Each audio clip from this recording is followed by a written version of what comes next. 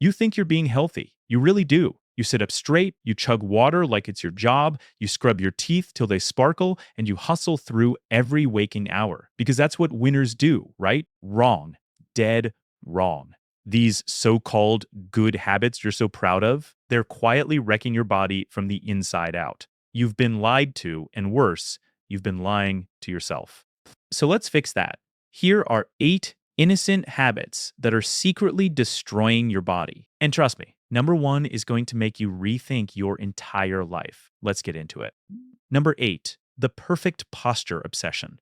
You've been told your whole life to sit up straight, stand tall, shoulders back, chin up. And like a good little soldier, you've been doing exactly that. Sitting at your desk like you're balancing a book on your head, standing in the kitchen like you're posing for a statue unveiling. You think you're protecting your spine. You think you're being responsible. But here's the truth. You're torturing yourself. Picture your spine as a suspension bridge. It's designed to move, to flex, to adapt to different loads and positions.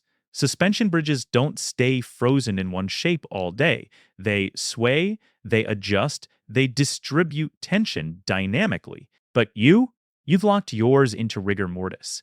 You're holding one rigid position for hours, forcing the same muscles to fire constantly, while others atrophy from disuse. That's called static loading, and it's a fast track to discompression and muscle fatigue. Here's what's happening inside. When you freeze your spine in that perfect posture, the small muscles around your vertebrae are screaming. They're not built for endurance. They're stabilizers, meant to make micro adjustments, not hold a plank for 8 hours. Meanwhile, the discs between your vertebrae are getting squeezed unevenly because you're not shifting your weight. No positional variety means no relief. And over time, chronic back pain, stiffness, and ironically, worse posture because your body starts compensating in weird ways just to survive your own discipline. The fix is stupidly simple. Move. Shift your weight every 20 minutes. Slouch a little, lean. Your next posture is your best posture. The human body craves variety, not perfection. So stop trying to win a posture competition that nobody's judging.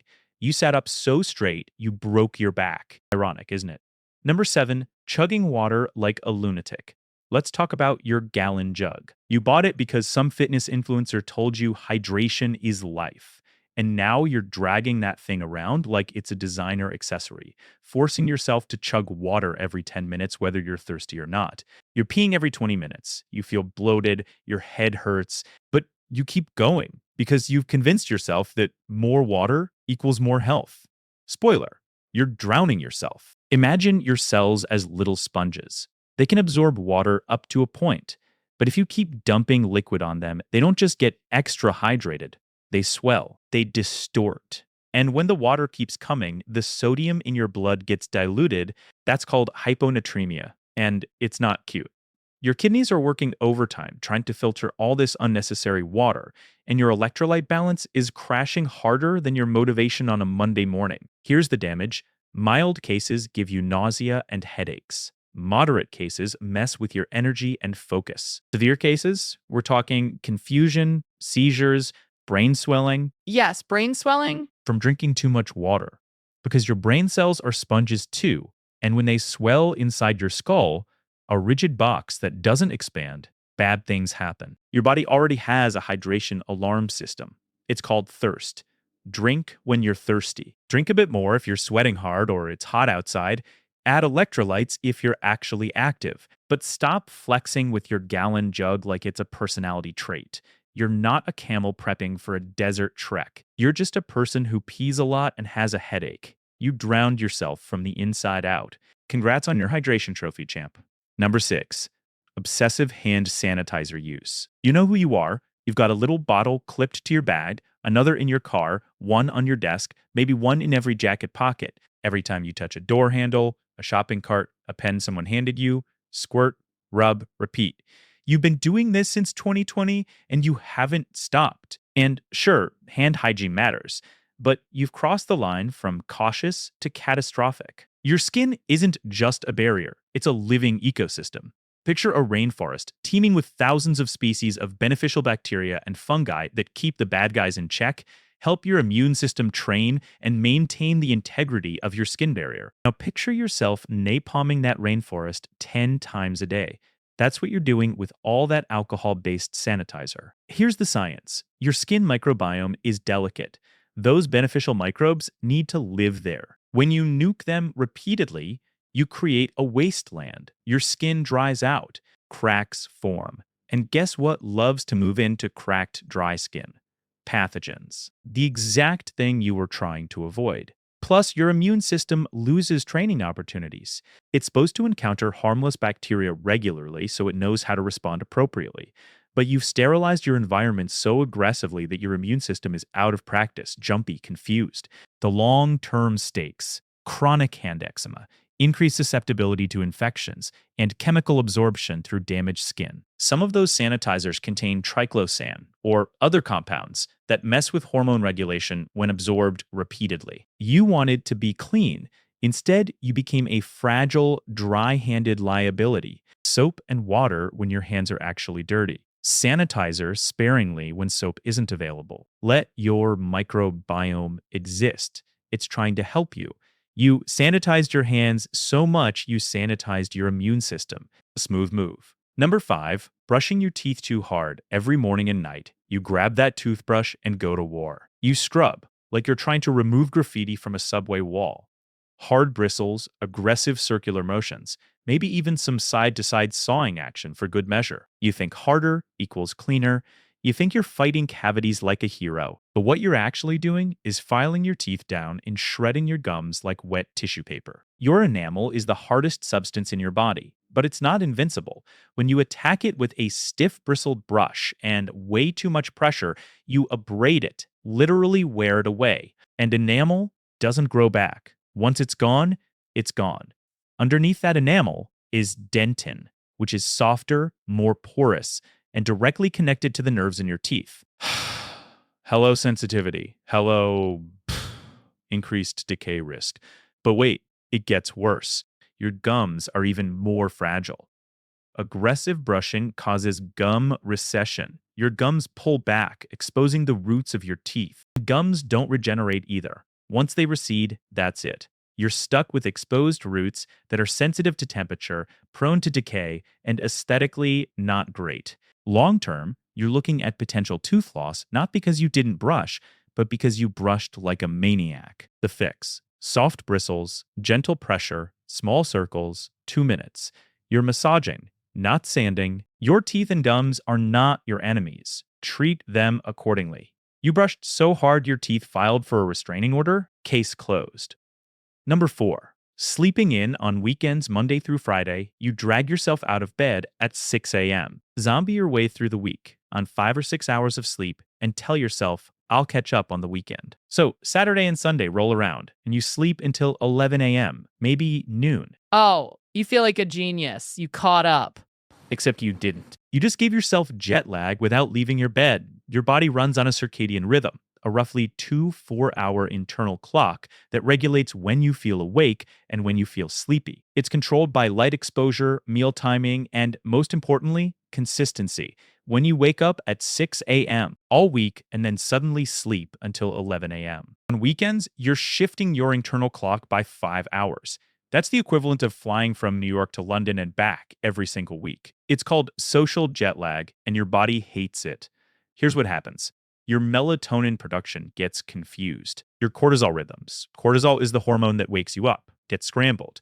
Your metabolism doesn't know when to expect food, so insulin sensitivity drops. Your mood regulation tanks because serotonin production is tied to circadian rhythms. And on Monday morning, when you try to wake up at 6 a.m., again, you feel worse than you did the previous Monday because your body thinks it's 1am.com. The long-term stakes: increased risk of obesity, diabetes, cardiovascular disease, and mood disorders. All because you tried to catch up on sleep by binge sleeping like it's a Netflix series. The actual fix: keep your wake time consistent within an hour, even on weekends. If you're sleep deprived, go to bed earlier or take a short nap, 20 to 30 minutes max. Don't try to hack sleep with a 5-hour binge. Your hormones aren't stupid. You tried to hack sleep and accidentally hacked your hormones instead. Nice job, genius.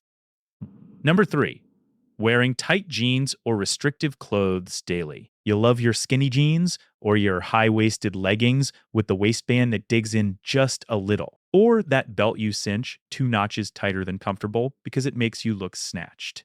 You suffer through meals, breathe shallowly, and tell yourself it's fine because you look good. But your organs, they're filing complaints. Imagine your torso as a suitcase packed just a little too full. Now, imagine sitting on that suitcase to force it closed, then keeping it zipped like that all day. That's what you're doing to your digestive system, your lymphatic system, and your nerves. Your intestines need room to move. Your diaphragm needs space to descend when you breathe. Your lymphatic vessels need to circulate fluid without being strangled by elastic. Here's the science. When you wear restrictive clothing, especially around your waist and hips, you compress your organs. Your stomach gets squished, which can push acid up into your esophagus. Hello, acid reflux. Your intestines can't contract properly, so you get bloated and constipated. Your diaphragm can't drop fully, so you breathe shallowly, which keeps you in a low-grade stress state all day. And if the waistband or seam is pressing on peripheral nerves, especially the lateral femoral cutaneous nerve in your thigh, you can develop meralgia paresthetica, a condition where part of your thigh goes numb or tingly, permanently in some cases. Long term, poor circulation, chronic digestive issues, nerve damage, and a body that's constantly in mild fight or flight mode because it can't breathe properly. Wear clothes that fit. Save compression gear for actual athletic recovery. Let your organs do their jobs without a constant eviction notice. You squeezed into those jeans so tight, your intestines filed a noise complaint. Congrats on the aesthetic, though. Number 2, foam rolling too aggressively. You saw some Instagram fitness guru grinding their IT band on a foam roller, face contorted in pain, and you thought, that's what I need to do. So now you're rolling your legs, your back, your everything with the force of someone trying to flatten dough. You're bruising yourself, you're wincing, but pain is gain, right? Wrong. You're just beating yourself up for no reason. Your fascia, the connective tissue that wraps your muscles, is like plastic wrap around your body structures. It's designed to glide, to stretch, to adapt. When you take a foam roller or a lacrosse ball and grind it into your tissue with maximum pressure, you're not releasing anything. You're creating micro trauma. You're shredding that plastic wrap with a cheese grater. Here's what actually happens. Aggressive rolling causes localized inflammation. Your body interprets that pressure as damage and sends an inflammatory response. Blood flow increases temporarily, which might feel good in the moment, but you're not improving mobility or recovery. You're just irritating tissue. If you're rolling over nerves, you risk nerve irritation or even temporary nerve damage. And there's zero evidence that aggressive foam rolling improves performance or speeds recovery. In fact, it can make you more sore and cause your muscles to tighten up protectively, making the original problem worse. The stakes: delayed recovery, increased soreness, potential nerve issues, and a lot of wasted time. True recovery comes from sleep, hydration, proper nutrition, and actual movement, not from tenderizing your legs like they're a ribeye. The fix: roll gently, slowly, and stop before you bruise. If it hurts that much, you're doing it wrong. You rolled so hard, you turned recovery into a second workout. Genius strategy. Number 1, constantly staying busy. Here it is. The big one. The habit you've been told is a virtue your entire life: staying busy, hustling, grinding, filling every minute of your day with productivity, meetings, side projects, optimizing your downtime with podcasts or courses, because God forbid you just sit there and do nothing. You wear your busyness like a badge of honor. You brag about how little you sleep. You say things like, I'll rest when I'm dead. Cool. At this rate, that'll be sooner than you think. Your nervous system has 2 modes: sympathetic, fight or flight, and parasympathetic, rest and digest. Sympathetic is for emergencies. It jacks up your heart rate, dumps cortisol and adrenaline into your bloodstream, shuts down non-essential systems like digestion and immune function, and prepares you to fight a bear or run from a fire. It's life-saving in short bursts. But you've been running it 24 24/7 for years. Every back-to-back meeting, every hustle harder mantra, every refusal to take a real break, it's all sympathetic activation. Your hypothalamic pituitary adrenal axis, the HPA axis, is stuck in overdrive. Cortisol levels stay chronically elevated. Your body never gets the signal that the threat is over, so it never switches into parasympathetic mode to repair, recover, or recharge. It's like running your phone on 1% battery forever, never plugging it in and wondering why it's glitching. Here's what happens. Your sleep quality crashes because cortisol interferes with melatonin production. Your immune system weakens because chronic stress suppresses immune cell function. Your gut health tanks because digestion gets deprioritized. Your cognition declines, memory, focus, decision making all suffer. Your cardiovascular system takes a beating because your heart rate and blood pressure stay elevated. You age faster on a cellular level because chronic cortisol accelerates telomere shortening. And mentally, burnout, anxiety, depression, the whole package. The long-term stakes are catastrophic. Increased risk of heart disease, diabetes, autoimmune disorders, neurodegenerative diseases, and early death. You're literally hustling yourself into an early grave. And for what? A full calendar? A LinkedIn post about your grind? The fix is harder than any of the others because it requires you to admit that doing nothing is productive. Rest isn't laziness, it's a biological necessity. Schedule downtime like you schedule meetings. Embrace boredom. Stare at the wall. Let your parasympathetic system do its job. Sleep is non-negotiable. Breaks are non-negotiable. Your body is not a machine, and even machines need maintenance. You hustled so hard, you hustled yourself into an early grave. But hey, at least your LinkedIn looked good, right? So there you have it. 8 innocent habits that are quietly wrecking your body. You thought you were being healthy. You thought you were doing the right thing. And maybe your intentions were good, but intention without awareness is just self-sabotage in disguise. The good news? Now you know.